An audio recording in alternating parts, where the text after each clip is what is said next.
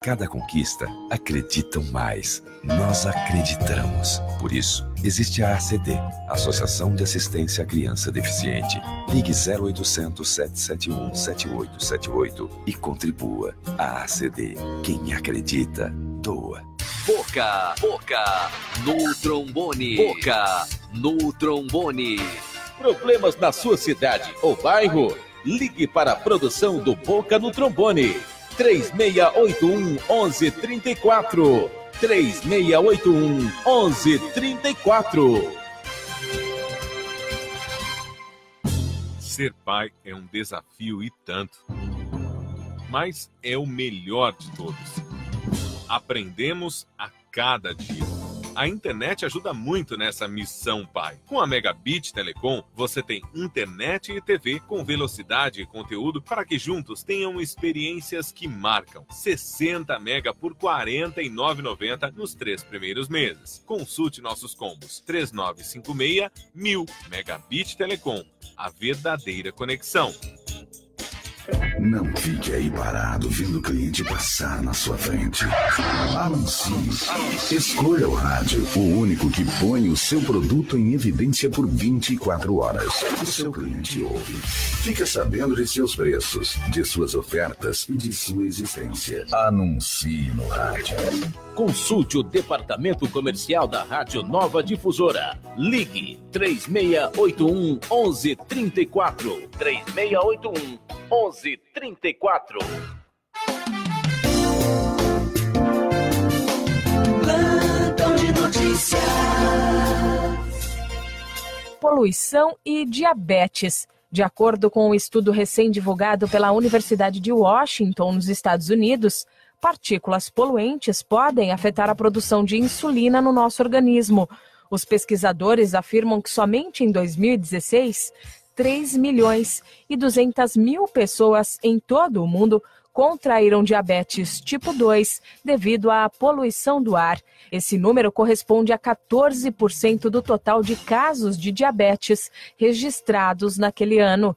Os cientistas constataram que uma partícula chamada PM2.5, presente na fumaça emitida pela maioria das fábricas ao redor do mundo, carrega metais tóxicos e, por ser extremamente pequena, cerca de 30 vezes menor que um fio de cabelo, pode entrar facilmente nos pulmões e, como consequência, na corrente sanguínea. Uma vez no sangue, a partícula tóxica causa inflamação nos órgãos e o corpo cria uma resistência à insulina. Quando está inflamado, o pâncreas fica com as funções comprometidas, não consegue bombear insulina suficiente para compensar essa resistência e aí o diabetes aparece. Milena Abreu, Agência Rádio 2 de Notícias. CYK 723, Nova Difusora, 1540, São Paulo, Brasil. Olá, bom dia, você ouvinte da Nova Difusora 1540 AM. Estamos começando mais um programa Unifiel 60 Minutos, programa produzido pelo Centro Educacional Fiel Unifiel, sempre trazendo um assunto de grande importância para a discussão na sociedade, para que nós fomentemos realmente o conhecimento dos nossos ouvintes e sempre com convidados ilustres. Temos aqui hoje o reitor do Unifiel, muito prazer em recebê-lo aqui conosco, professor Edmo Menini. Bom dia, Júlio, bom dia pessoal da rádio, bom dia a Raquel Duarte, que nos ajuda a estruturar o programa todo dia aqui junto à Rádio Difusora AM 1540. É um prazer participar sempre aqui do programa com vocês e poder contribuir com os ouvintes com informações relacionadas ao dia a dia, ao cotidiano, e hoje a gente está falando justamente de educação em língua portuguesa, né? É isso mesmo. Por isso também trouxemos a especialista enorme aí no assunto, que é a professora Deusdedite Giareta Chaves, mais conhecida como professora Adete. Todos os osasquenses, as pessoas da região aqui, os estudantes a conhecem como professora Adete, não é? Bom dia, professora Adete. Bom dia, Júlio. Bom dia, doutor Edmo Menini, nosso reitor do Unifiel. Bom dia a todo o pessoal da rádio, em especial, vou dar um bom dia especial ao Dr. Francisco Rossi, que mora no meu coração, gosto muito dele. E eu me sinto muito feliz de ter sido convidada a participar de um programa que fortalece o nome do Unifiel. E nós estamos aí na luta para que ele suba, cresça, se desenvolva, até atingir as máximas proporções. A honra é toda nossa de tê-la aqui conosco, professora Adete, que é bacharel em letras neolatinas, mestre em filologia e língua portuguesa pela USP. E dá aula no Unifiel há muitos anos, professora de literatura, professora de redação, de português, não é isso, professora? Muitos anos lá com uma experiência enorme. Bastante experiência aqui na cidade de Osasco, né, Júlio? Durante 30 anos eu fui professora do ITO, do antigo Instituto Tecnológico de Osasco, como professora de português e literatura. E há 32 anos no Unifiel como professora de português, redação empresarial, redação jornalística, sempre na área de linguagem mesmo, né? E Osasco é a minha cidade do coração, porque foi o meu domicílio de trabalho, né? Nunca me faltou trabalho nessa cidade, nunca me faltou convite para as escolas, para orientação dos novos professores, né, pela prefeitura de Osasco. E então Osasco é a cidade também que é a minha segunda cidade natal, por assim dizer. Muito bem. Mas, professora Adete, assim, ó, mas o Júlio confidenciou para mim no corredor que foi aluno da senhora. Ele tá meio sem graça aqui, ó, porque eu acho que ele não era um bom aluno, não. Ele não fazia direito às redações dele lá, não. Não, acabei aprendendo. No começo não fazia, agora já faço um pouco melhor. Não, com certeza foi bom aluno, né, Júlio? Eu tive o cuidado de perguntar se eu era meio bruxinha, se ele fazia as lições. Ele disse que eu não era e que ele fazia as lições. Mas, fico muito feliz de rever o Júlio. Ah, que ótimo. Eu queria dizer que, para a gente que está envolvido com o trabalho no centro universitário, é muito gratificante isso aqui em Osasco e região, a gente andar e perceber quantos formandos, são mais de 50 mil ao longo desses 50 anos, né? Inclusive, se você está escutando a gente aí e teve a oportunidade de estudar ou tem algum parente que estudou, se passou pelos escaninhos ali do Centro Universitário da Fiel, eventualmente você teve aula com a professora Adete, o que é uma grata satisfação para nós e todos lá na formação dessa instituição nesses últimos 50 anos.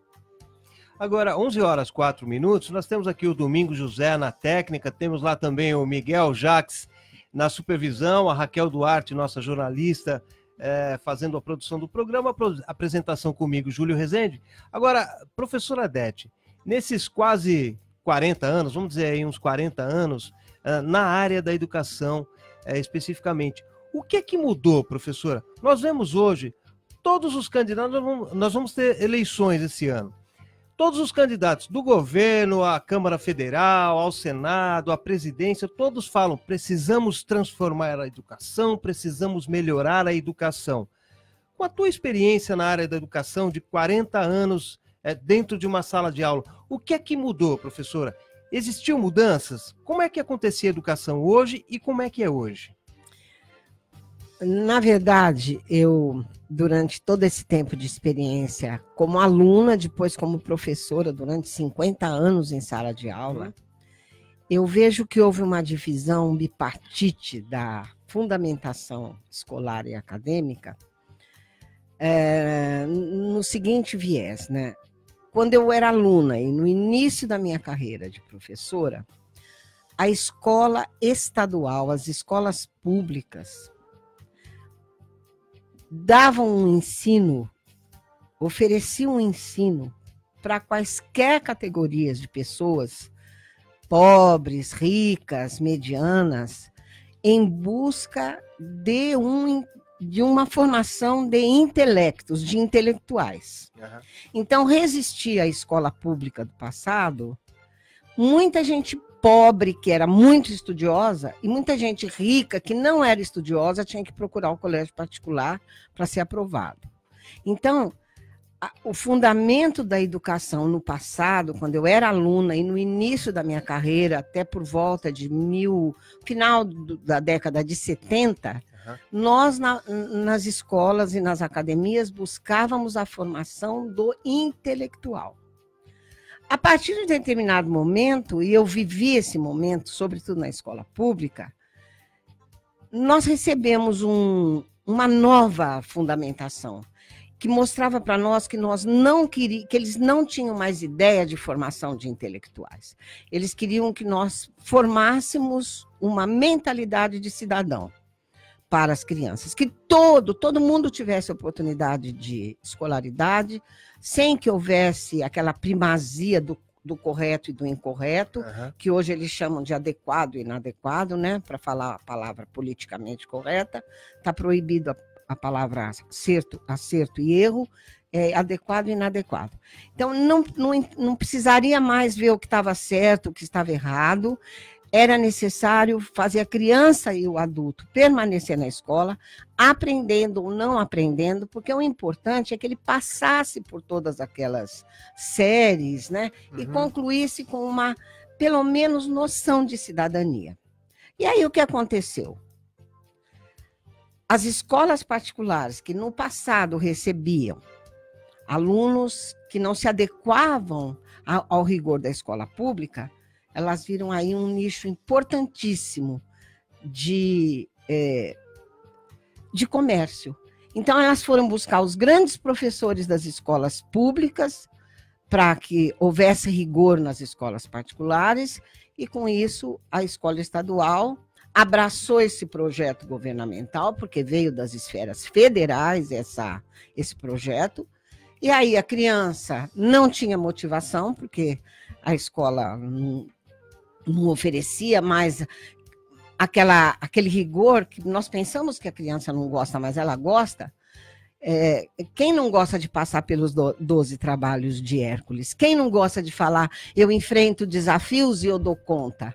Não me importa se seja 1 ano, 2, mas eu enfrento esses desafios e dou conta. Quando a criança não tem mais desafio, quando o professor não tem mais por que corrigir, ele se sente desmotivado de ensinar também. Além disso, se esse projeto acabou sendo vigente, não havia necessidade de se pagar tão bem o professor, então caiu o salário do professor. Caindo o salário, ele entrou também em profunda inércia e nem sabe como lutar para melhorar a sua categoria. É um professor sofrido, que não tem condições de estudar, precisa ficar o dia inteiro em escolas para poder ganhar. No final de 3, 4 escolas públicas, se ele trabalhar em 3, 4 escolas, talvez no fim do mês ele consiga tirar pelo menos uns R$4.000, 5, que é uma vergonha acontecer isso. Muitas horas em sala de aula. Muitas horas, o dia inteiro, manhã, tarde, vespertino e noite, para ele poder sustentar a família. E de preferência que trabalhe o pai e a mãe. Outra coisa que contribuiu muito, a mulher ascendeu socialmente, felizmente, né, merecidamente, mas ela fez falta em casa. Então, hoje, quando chega a criança para nós, ou às vezes até o adulto, ele não veio com a educação do berço. Mas não veio porque ele não quis, não. Ele não recebeu, ele bem que queria.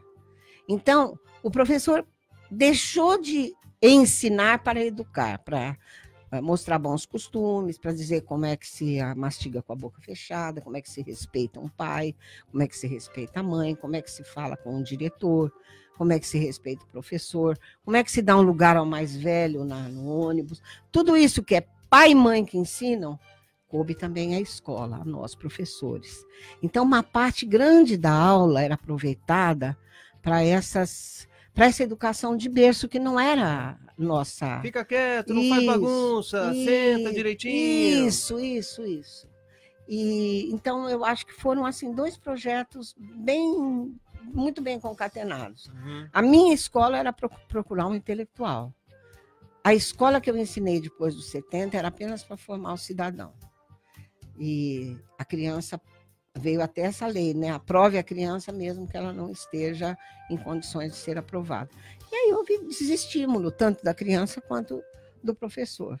Conclusão, eu acho que o ensino hoje está no bico do corvo, para falar de uma maneira mais popular.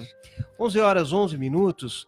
Você que quer participar conosco aqui, pode ligar para 3681-1134. Ou estamos também ao vivo pelo Facebook. Vai lá no Facebook e digita Facebook/Unifiel. Estamos ao vivo, você pode participar aqui e mandar seu recado, fazer os seus questionamentos para os nossos convidados. Professor Edmo Menini, de 100 crianças que adentram a escola hoje, lá na primeira série, apenas 65 concluem o ensino médio.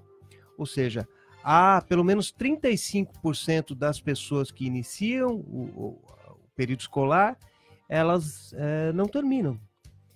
O que fazer para fomentar um pouco mais isso, professor? Eu acho que, do ponto de vista da pedagogia do ensino, a professora Adete colocou bem essa questão do desmantelamento da escola. A escola, ela tem que ser um ambiente, principalmente para a criança na sua fase inicial de aprendizado, um momento de descoberta. E esse modelo de descoberta, a gente vê algumas iniciativas que são premiadas no ambiente de determinadas escolas do ensino médio, e essas iniciativas passam necessariamente pela participação da sociedade.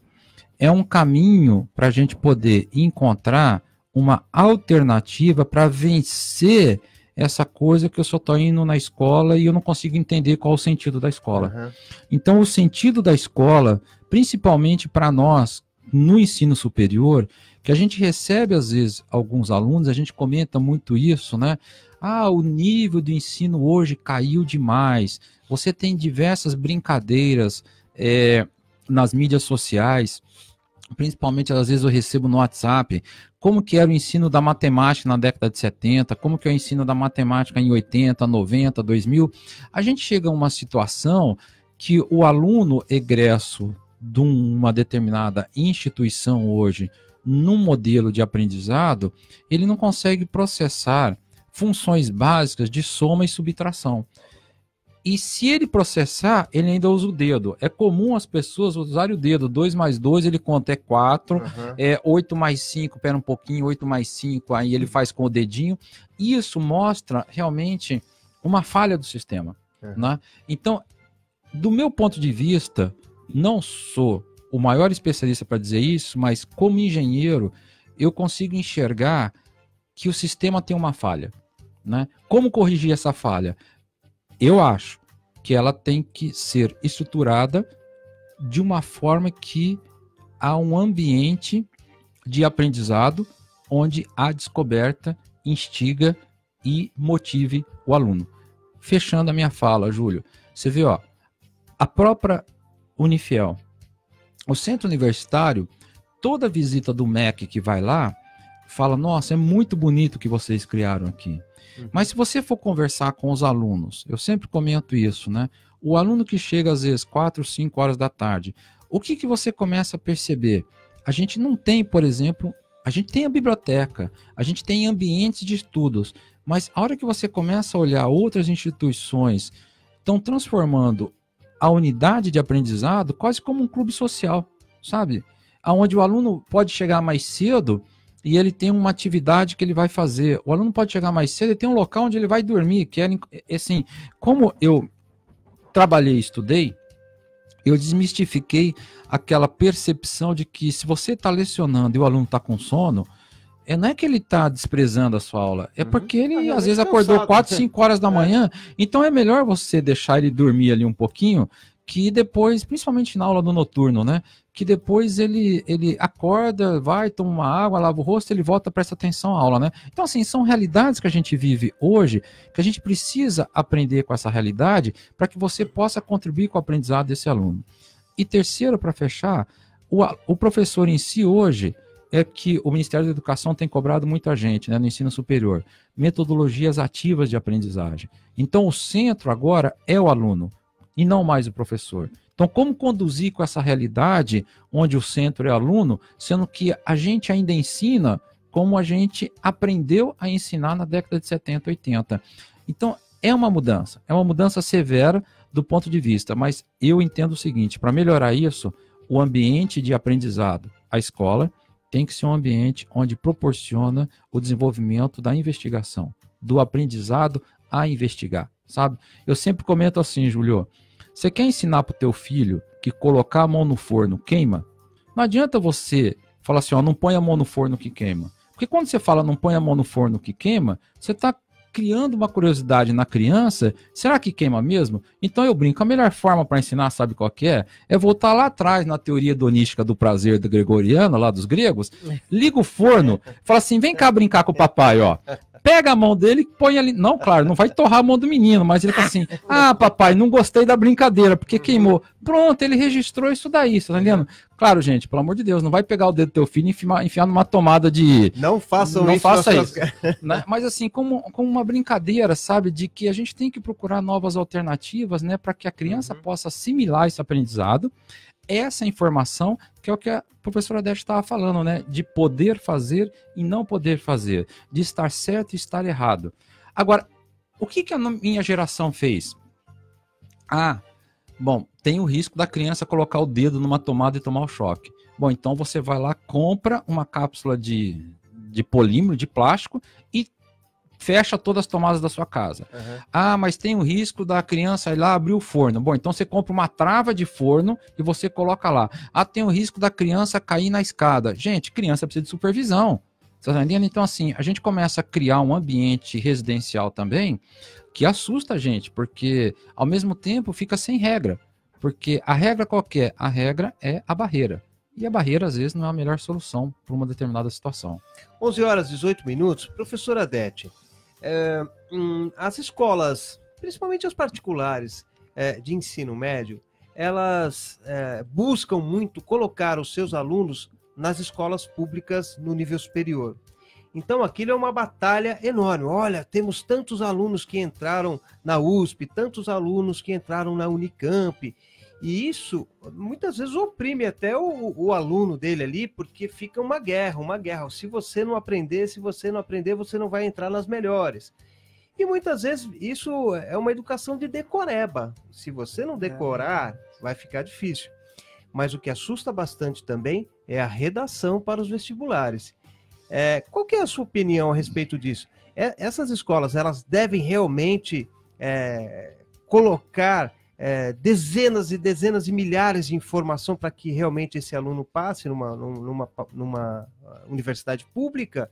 E de que forma deve ser esse ensino no ensino médio? Olha, na realidade, as escolas particulares de nível médio, infelizmente, têm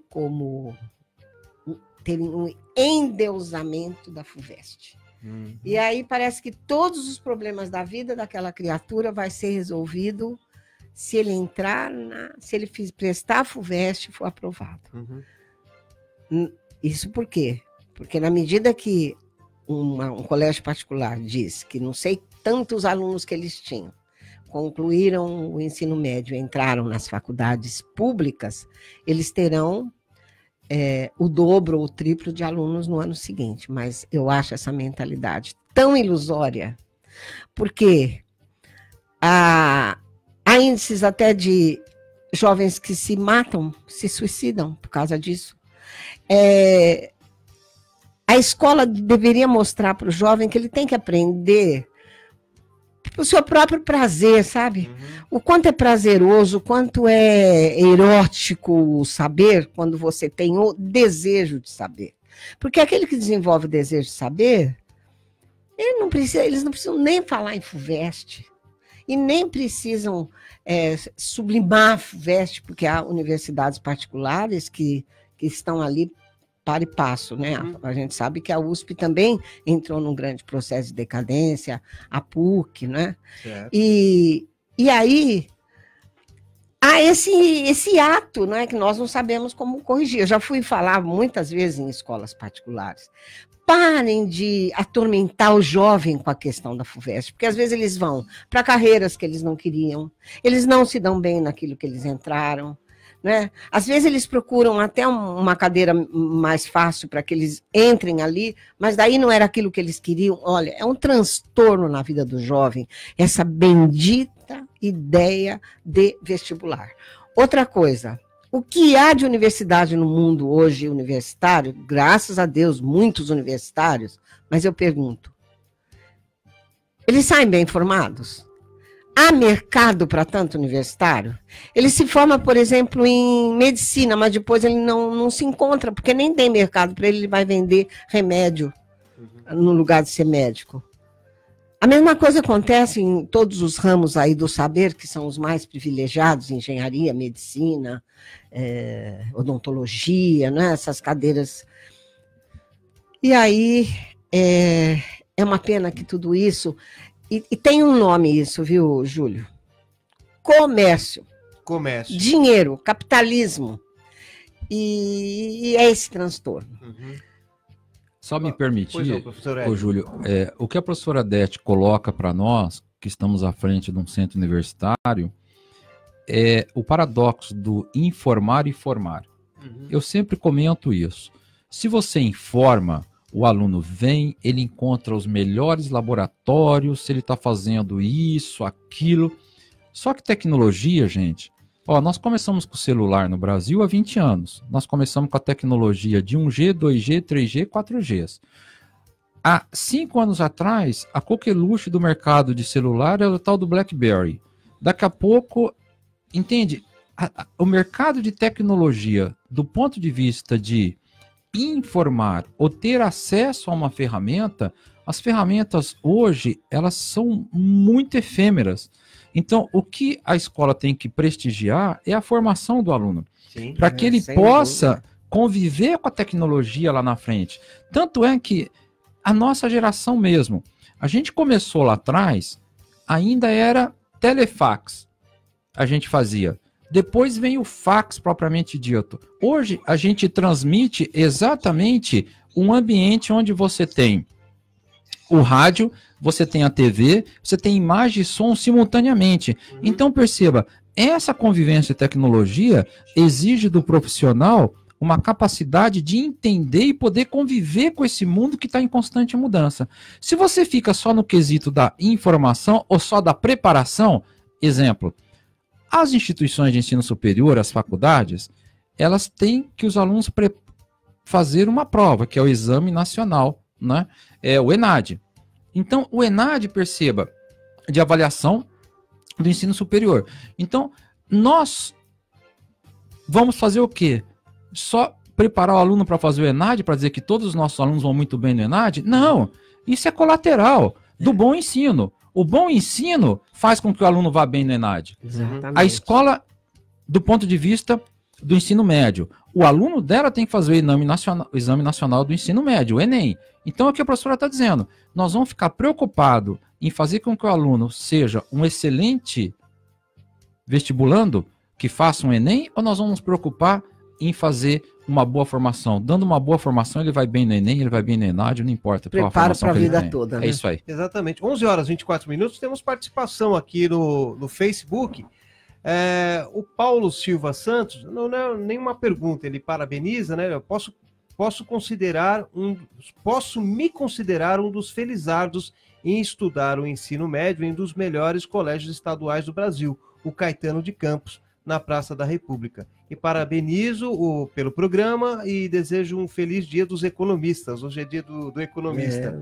Também está conosco o Felipe Pinheiro, que nos manda um abraço, parabenizando pelo programa igualmente. Professora Adete, como que a gente pode tratar hoje essa linguagem das redes sociais? É uma linguagem cheia de diminutivos, cheia de pontinhos. Essa comunicação é boa? Ajuda no intelecto, na formação do ser humano? Júlio, é o seguinte, né? A minha geração também criou um código para nossos segredinhos, né, de adolescentes dos anos 60, que era falar na linguagem do M e do P, mas foi um modismo.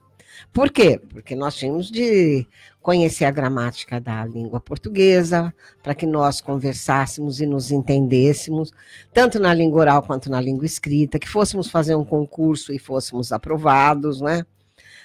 A meninada de hoje, dada a pouca leitura e a pouquíssima redação, elas resolveram também criar um código que deixou de ser modismo.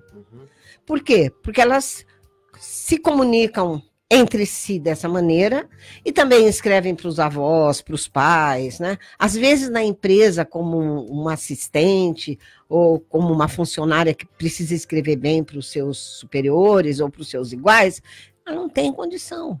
Por quê? Porque pouca leitura, pouca escrita, um conhecimento pífio de gramática da língua, porque acham que gramática é um bicho de 7 cabeças, e não é.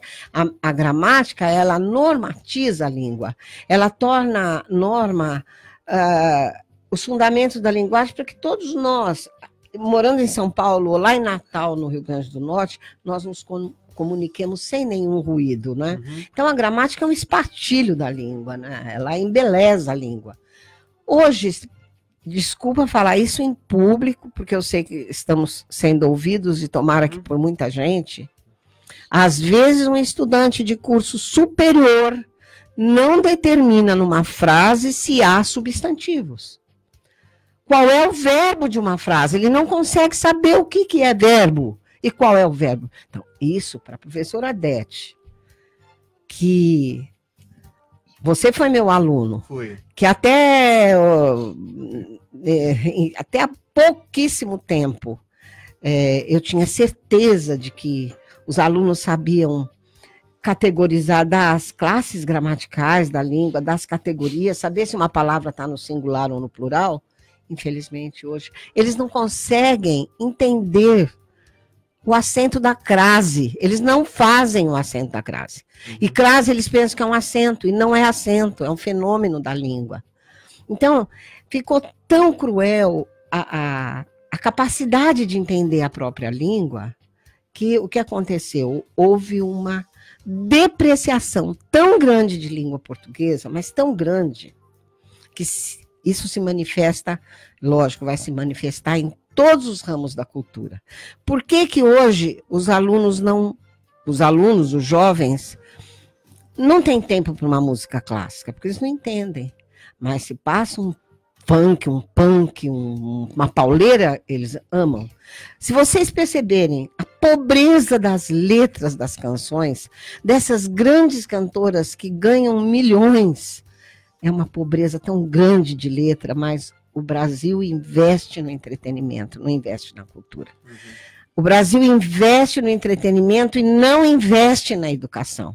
Então, as peças de teatro hoje caíram em depreciação, os filmes, a música, as letras que são terríveis, né?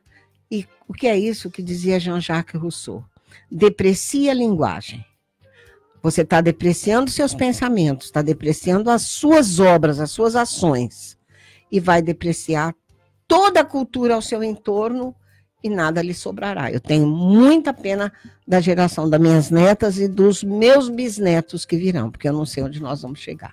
Muito bem, 11h29. Eu vou pedir a opinião do professor Edmo daqui a pouquinho. Vamos fazer um rápido intervalo, o Domingos José, e daqui a pouco nós voltamos. Nova Difusora. Eu acredito. Eu acredito. Eu acredito. Ah, eu acredito. Eu acredito. Elas acreditam numa vida normal, na superação.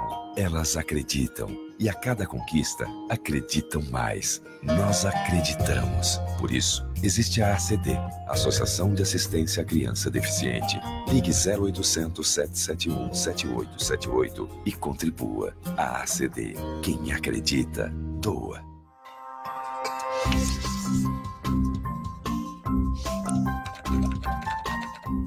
Os agentes públicos não podem nomear, contratar, demitir sem justa causa transferir ou exonerar servidor público e funcionários comissionados. Estão proibidas também nomeações para cargos dos poderes executivo, legislativo e judiciário.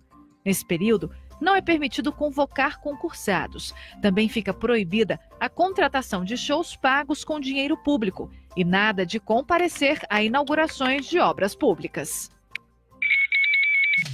Olá, ouvintes! Eu também faço parte da programação da Nova Difusora 1540 AM. Programa Marcos, Alemão e Amigos, de segunda às sextas-feiras, das 4 às 5 horas da tarde, com muita música, notícia e prêmios. Participem! Onde está meu título? Todo ano de eleição rola a mesma pergunta, mas em 2018 seu título tá na mão. É só usar o app e-Título, simples e rápido. Você pega o seu celular ou tablet e baixa o aplicativo disponível na App Store e Google Play. Depois, é só acessar e inserir os seus dados. Pronto! A via digital do seu título de eleitor está aqui. Se você já tiver feito o cadastro biométrico, seu título digital virá com foto e você nem precisa levar outro documento no dia da eleição.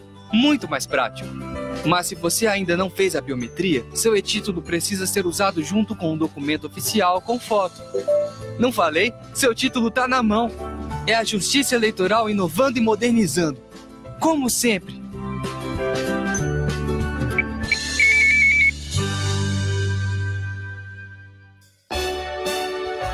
De segunda a sexta-feira, do meio-dia às 2, programa Antônio Júlio Baltazar, com a tradicional mesa redonda e muitas histórias do nosso experiente jornalista. Não perca, de segunda a sexta-feira, do meio-dia às 2, aqui na Rádio Nova Difusora.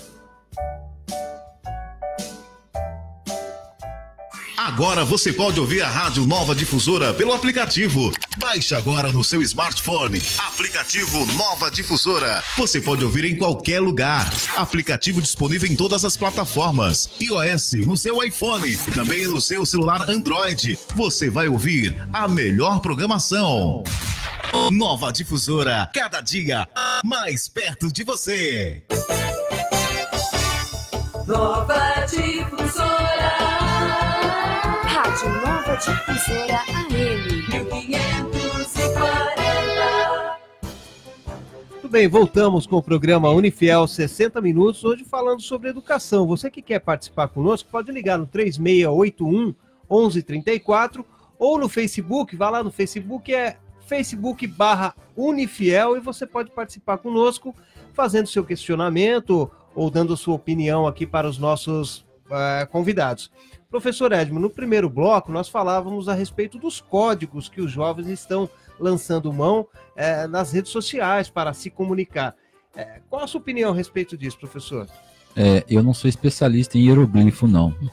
O pessoal está fazendo até uma piada, né, que eles colocam um quadro da época mais anterior da existência do ser humano, dos egípcios propriamente dito, e o que seria hoje você conversar através das figurinhas, dos emojis e alguma coisa, né?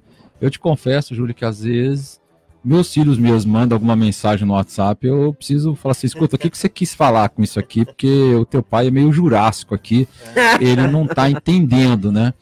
Agora, isso aí é uma dinâmica que faz parte. O que eu acho que a pessoa precisa fazer a distinção é a conversa informal da conversa formal. Isso. Por exemplo, eu aprendi a diferença entre viajar a negócios e viajar a turismo.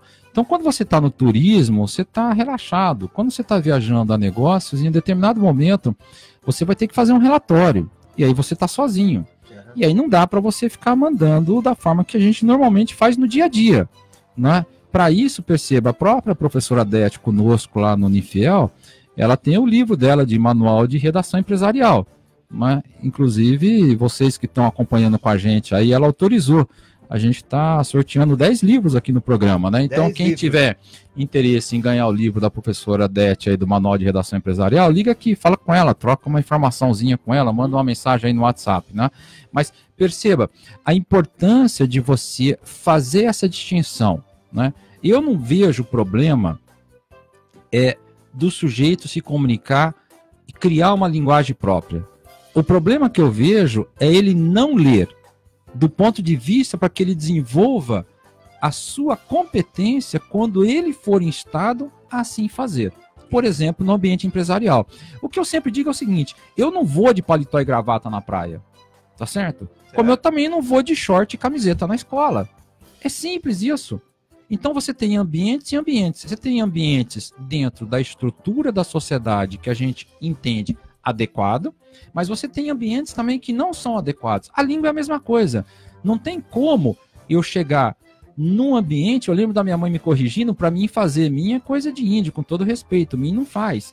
Entendeu? Então, assim, esses erros que a gente comete no dia a dia, é interessante a gente ter consciência disso, tentar lapidar e melhorar o nosso português. A gente comentava aqui no intervalo, né, a questão do uso do gerúndio. Eu estarei fazendo, é muito comum. O uso de o mesmo, a mesma, é impressionante, ninguém usa mais nada. Assim, o mesmo diz que eu fiz isso do mesmo. Então são coisas que não soa bem dentro de um relatório empresarial, né? Então é razoável a gente ter essa consciência, sabe, Júlio? Do ponto de vista de você conversar informalmente e você ter uma conversa mais estruturada, mais formal. E essa é a minha preocupação, porque se você não lê e não desenvolve esse lado, quando você vai para o mercado de trabalho, você acaba se entregando de onde você é. Vou pegar um gancho do professor Dr. Edmo, porque ele falou a verdade. Nós não vamos para a universidade vestidos como se fôssemos para uma feira fazer uma compra. Nós vamos decentemente vestidos, de preferência bem arrumados, porque nós somos um paradigma ali para o aluno. Então, nós estamos formalmente trajados.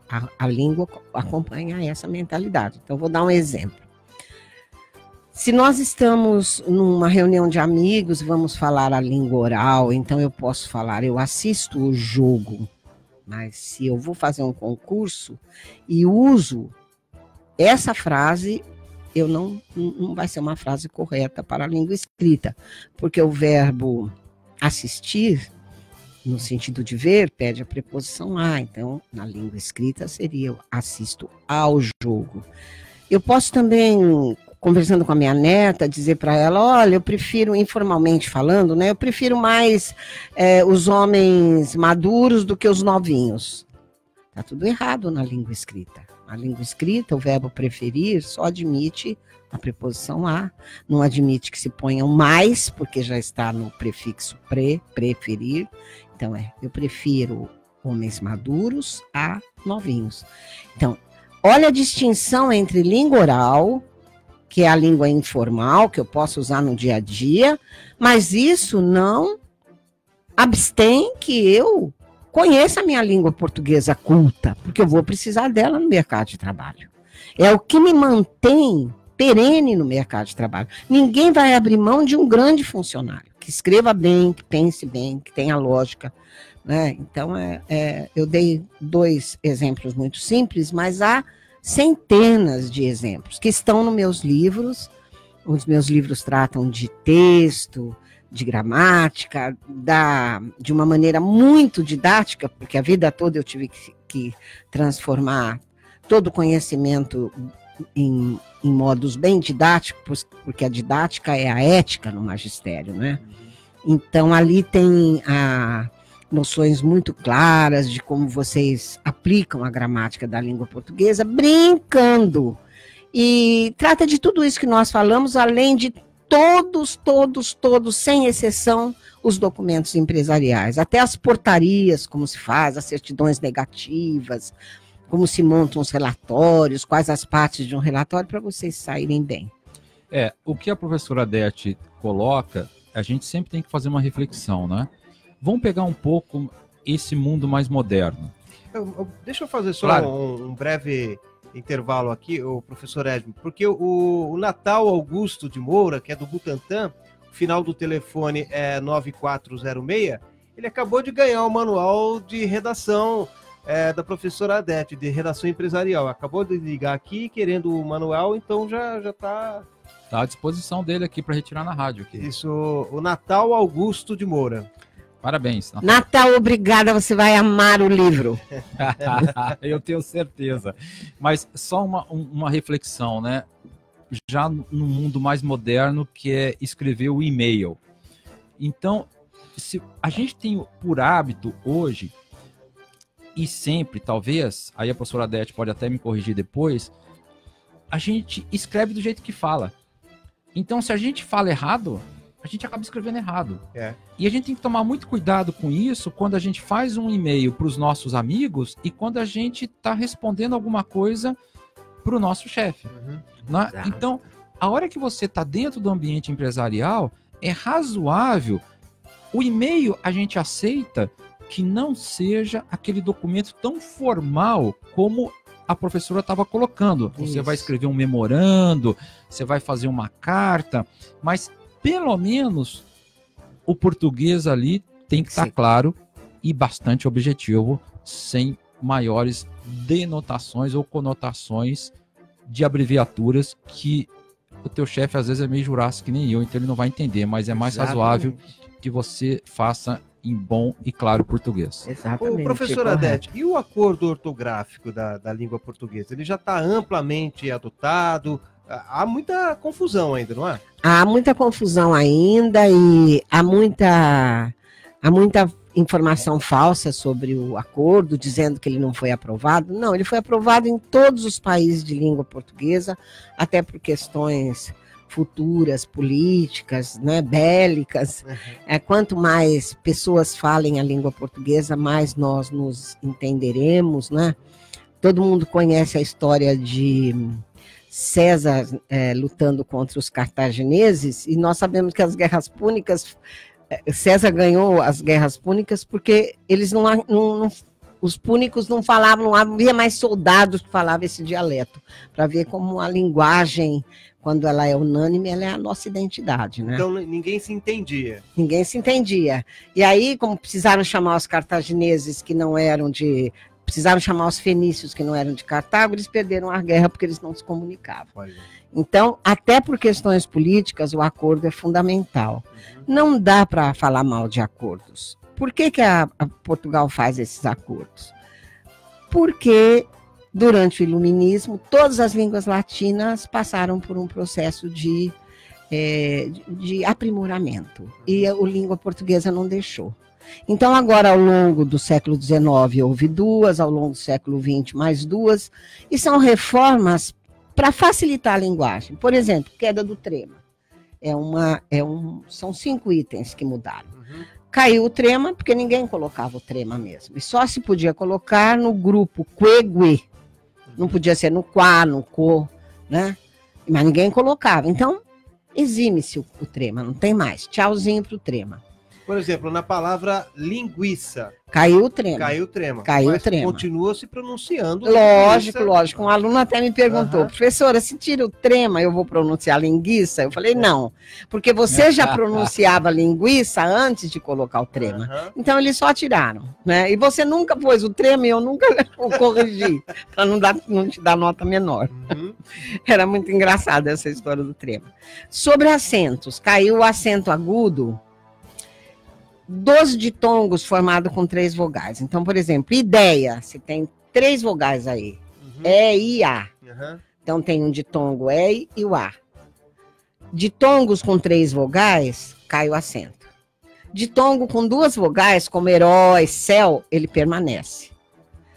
O circunflexo, que os alunos chamam de chapeuzinho, em todas as palavras que têm 2 vogais iguais. Então, não tem mais em voo, em crem, em bem, caiu. Onde tem 2 vogais iguais, não há mais necessidade de circunflexo. Puxa, será que é difícil guardar isso? Não é. A terceira modificação foi com consoantes mudas. Então, os portugueses põem consoante muda em quase tudo. Eles falam factor, acto, actitude, né? Hoje, se a consoante muda cai fora e a língua e a palavra fica mais eufônica, pode tirar. Então não precisa mais falar susceptível, pode falar suscetível. não precisa mais falar contacto, pode falar contato. Agora, quando dá duplo sentido, como por exemplo na palavra pacto, vou fazer um pacto de honra, não pode tirar porque dá duplo sentido, eu não posso fazer um pato de honra, porque vão pensar que é o pato ave, né? Claro, Então, é muito fácil, é só usar um pouquinho de lógica, de reflexão, e as línguas latinas têm isso de bonito, elas são muito lógicas, muito reflexivas, né? E o acordo ele está disponível na lógico, internet? Lógico. A Fiel fez 10 mil encartes sobre o acordo ortográfico. O Votorantim mandou buscar, o Santander, não sei se ainda tem, doutor. Eu posso verificar lá no nosso Mas estoque, tem os encartes sobre toda a história do... E o último aspecto da reforma é mudou-se algumas questões sobre o hífen. Então, eu vou dar só um exemplo aqui, para quem quiser aprender, porque isso é muito fácil. Toda vez que forem escrever palavras que tenham o prefixo pró, pós e pré, todos começam pelo P, né? Pós, pró e pré, sempre tem que ter hífen. Pós-graduação do Unifiel lá. Com hífen. Sempre com hífen. Sempre com hífen. Agora vamos dar um outro exemplo. Você vai escrever a palavra, por exemplo, autoimune. O prefixo é auto, termina em o. E a palavra que vem em seguida é imune. Como o é diferente do i, você junta tudo. Então, vogais diferentes você junta. Autoimune, né? Autoestima. Agora, você vai escrever micro-ônibus. O prefixo termina em micro, termina em o. E o ônibus começa com o. São iguais? Os iguais se separam. É como na lei da genética. Em genética, os iguais têm que se separar para evitar doenças que são do gene, né? E os diferentes podem se juntar porque eles até combatem essas doenças que são do próprio gene. Então, a genética imita a língua, ou a língua imita a genética. Eu, como sou da linguagem, eu acho que a genética imita a língua.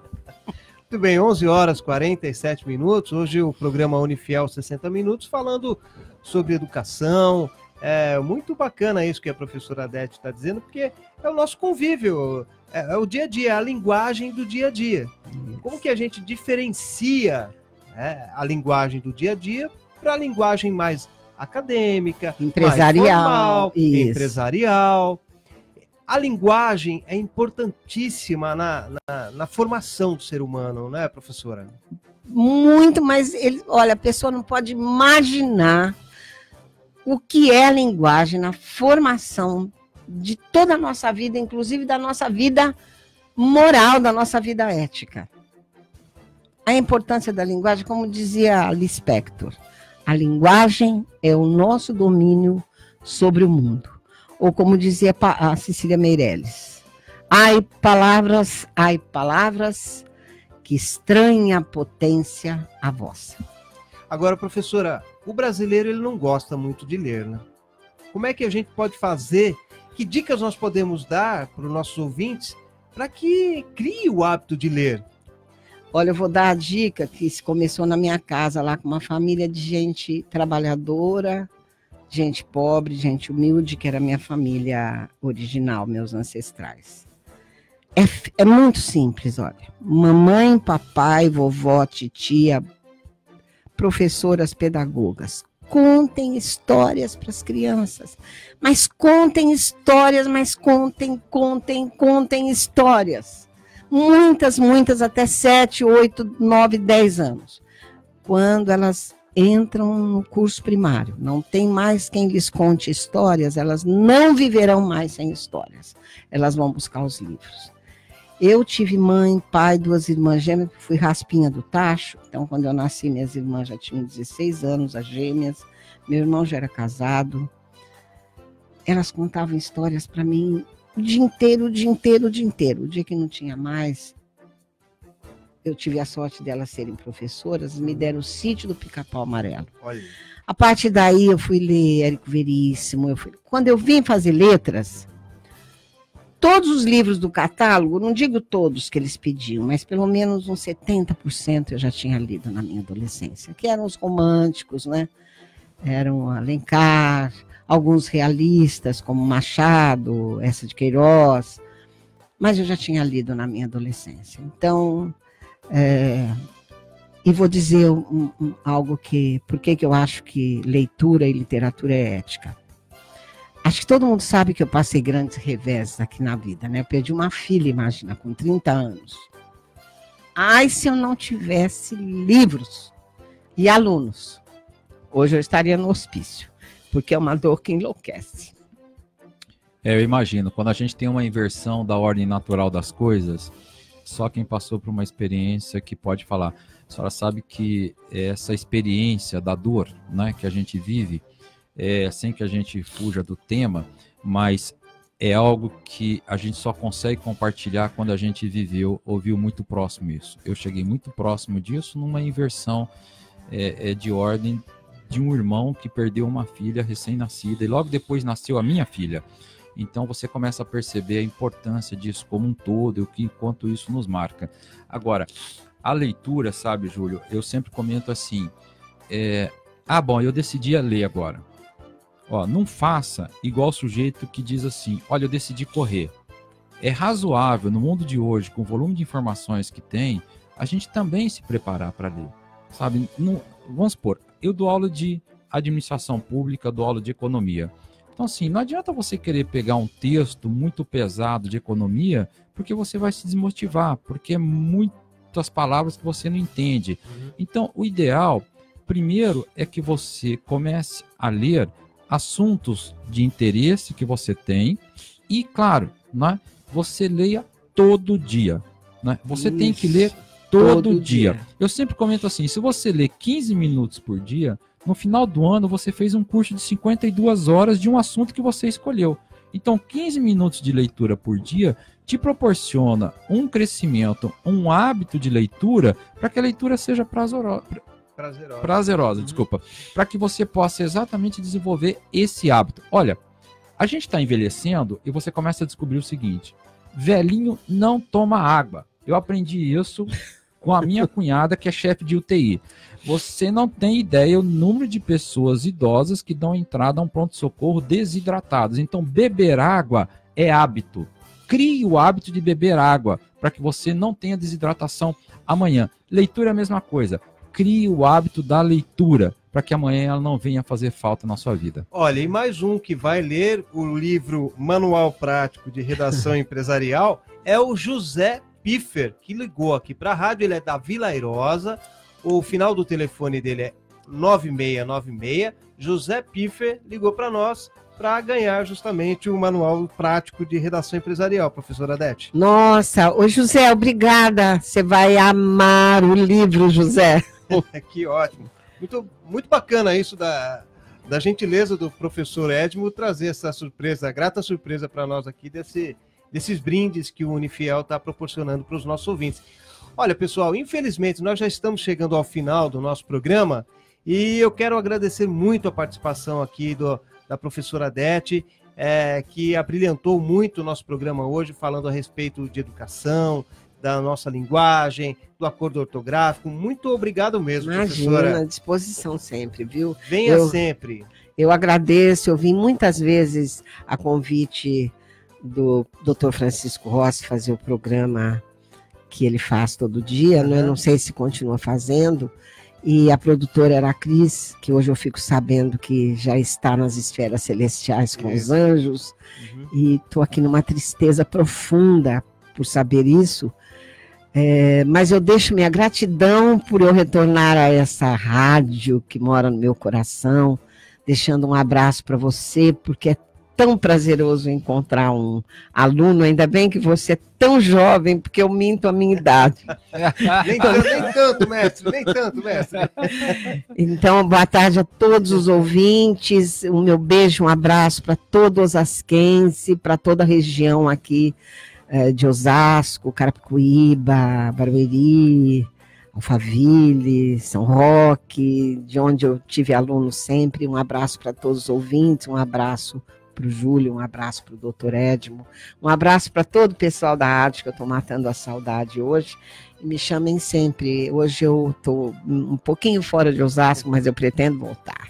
Que bom, obrigado, professor Adec. Obrigado também ao professor Edmond, reitor do Unifiel. Eu que agradeço, Júlio, pessoal da rádio, a Raquel, vocês aí, e sempre à disposição para que a gente possa compartilhar momentos aqui com vocês. Um abraço, boa tarde para todos. Terminamos aqui então o Unifiel 60 minutos. Até amanhã e um grande abraço. Nova Difusora. Rádio Nova Difusora.